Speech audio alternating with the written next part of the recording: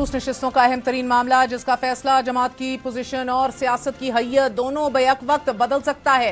जज साहिबान ने खुलकर इलेक्शन कमीशन के किरदार पर तबसरा किया और गैर जानिबदारी पर सवाल उठाए, जबकि चीफ जस्टिस सुप्रीम कोर्ट की जानिब से तहरीक इंसाफ की सियासी गलतियों का बार बार अहाता किया गया। दौरान समाअत अदालत ने वकला के सामने सख्त सवालात भी रखे। क्या दुरुस्त होगा ये कहना कि इंतखाबात शफाफ थे, सब मामूल के मुताबिक था? सुप्रीम कोर्ट ने कह दिया कि इलेक्शन कमीशन ने गलत किया तो केस की नौयत क्या होगी? आज सुप्रीम कोर्ट ने मुतअद्दिद समातों के बाद सुन्नी इत्तेहाद काउंसिल की मखसूस नशिस्तों से मुतल्लिक दरख्वास्त पर फैसला महफूज कर लिया है। दौरान समाअत जस्टिस अतर मिनल्ला ने रिमार्क्स दिए कि बल्ले के निशान का फैसला आने से पहले हामिद रजा पीटीआई के नामजद थे। इलेक्शन कमीशन ने गलत तशरीह की, जिस वजह से तनाजा पैदा हुआ। इलेक्शन कमीशन बतौर आईनी इदारा अपनी जिम्मेदारी मुकम्मल करने में नाकाम रहा। मुल्क की आला अदालत में होने वाली आज की समाअत का खुलासा यह है कि केस बहुत अहम है। संजीदा सवालात इलेक्शन कमीशन की जिम्मेदारी पर उठ चुके हैं। इलेक्शन कमीशन ने सुप्रीम कोर्ट के सामने रिकॉर्ड दबाने की भी कोशिश की।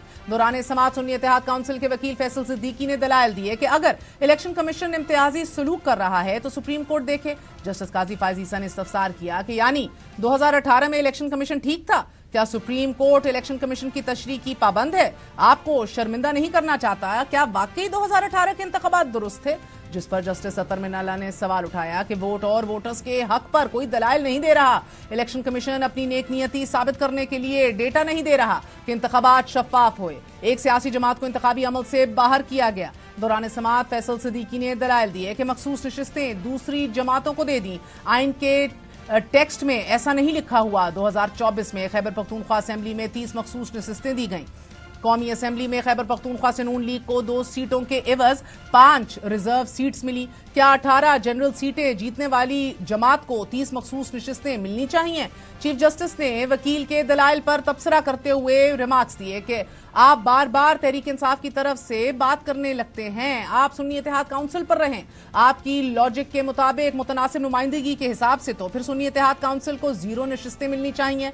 आपकी तो आम इंतखाबात में 0 सीट्स थी। आप कोई सीट नहीं जीते। आप तहरीक इंसाफ के केस पर दलाइल दे रहे हैं। आप सब बातें अपने खिलाफ कर रहे हैं। चीफ जस्टिस काजी फायज का कहना था कि अगर हम आपके दलाइल मान लें तो आपका केस ही नहीं। हम आपके दलाइल मान लेते हैं तो मखसूस नशिस्तें तो तहरीक इंसाफ को मिल जाएंगी। वकील फैसल सिद्दीकी ने कहा कि मखसूस नशिस्तें सुन्नी इत्तेहाद काउंसिल को मिलेंगी जो पार्लियामेंट में मौजूद है। इस पर जस्टिस इरफान सादत ने कहा कि फैसल सिद्दीकी, आपकी जमात को तो बोनस मिल गया। आपकी जमात ने इलेक्शन नहीं लड़ा और 80-90 नशिस्तें मिल गईं।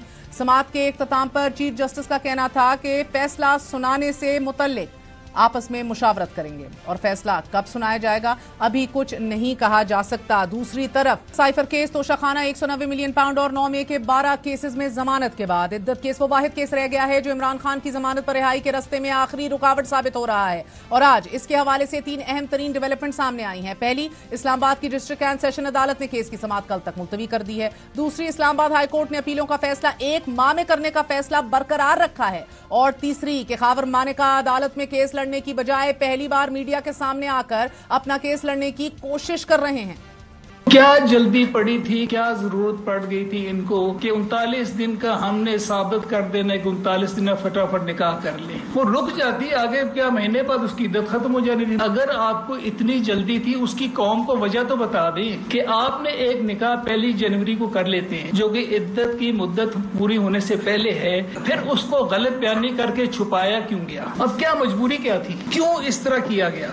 खावर मानेका ने प्रेस कॉन्फ्रेंस में जल्दी करने का शिकवा किया तो सवाल तो ये बनता है कि उन्होंने केस करने में 2000 दिन क्यों लगा दिए। शादी छुपाने की बात तो फिर सवाल ये उठता है कि आपने अवाम को क्यों नहीं बताया, और अगर बुशरा बीबी की जानिब से कोई जुर्म सरजद किया गया तो आप उनके हक में गवाही क्यों देते फिर रहे थे?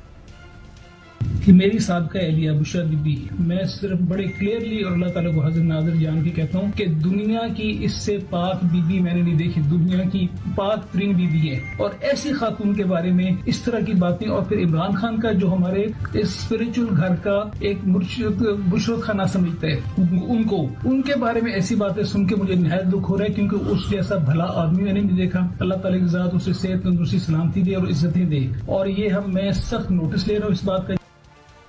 दुख की बात यह है कि साबका बेगम के 39 दिन तो गिन रहे हैं, लेकिन अपने 2000 दिन की कोई वजाहत नहीं दे पा रहे। इद्दत केस शायद पाकिस्तानी तारीख का वो वाहिद केस है कि जिसमें किसी साबिक वज़ीर आज़म को मुलव्विस किया गया हो और वो अपनी बीवी के साथ उससे शादी करने की जुर्म में 7 साल कैद की सजा काट रहा हो और तमाम तर ख़वातीन की बहरहाल इस केस में रोज़ाना की बुनियाद पर हौसला शिकनी होती है। इजाज़त दीजिए, गुड नाइट, अल्लाह हाफ़िज़।